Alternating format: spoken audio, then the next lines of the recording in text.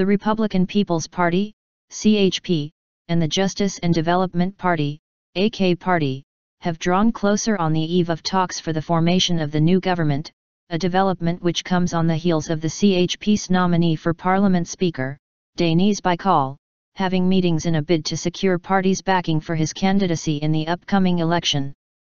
CHP leader Kemal Kılıçdaroğlu's recent statements welcoming a coalition government with the AK Party on the condition of a consensus on particular principles, has been reciprocated by AK Party leader Ahmet Davutoğlu, who described Kılıçdaroğlu's remarks as positive.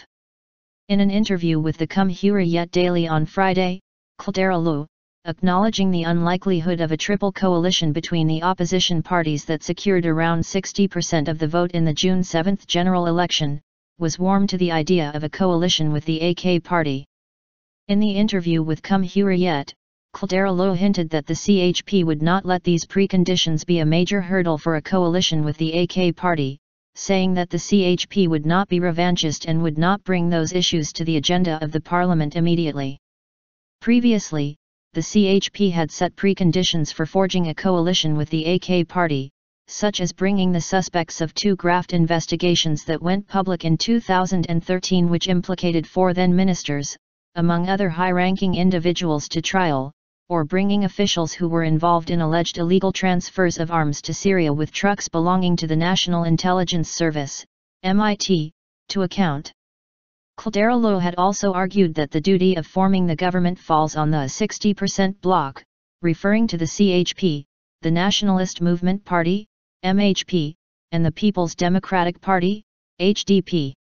In an effort to carve out a coalition among the 3 opposition parties to be represented in parliament, the CHP leader said at the end of last week that he was ready to give the post of Prime Minister to MHP leader Devlet Bahçeli should the MHP agree to join forces with the CHP in a coalition.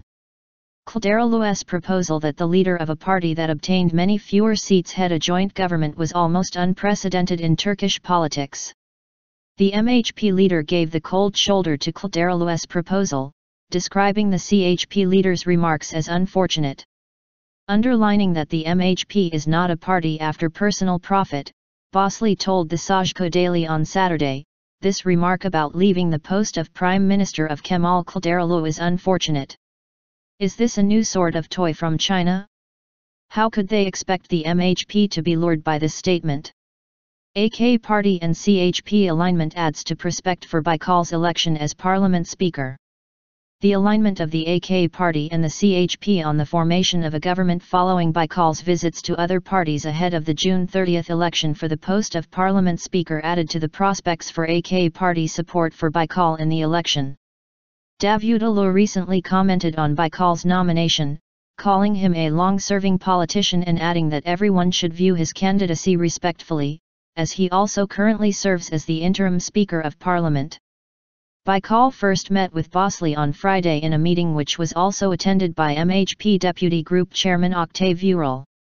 According to information obtained from sources, in the meeting with Bahçeli, which was closed to the press, Baykal explained the reason for his candidacy to the post of Parliament Speaker by saying that he believed that he could chair Parliament with an impartial stance by acting based on the Constitution and Parliament's bylaws.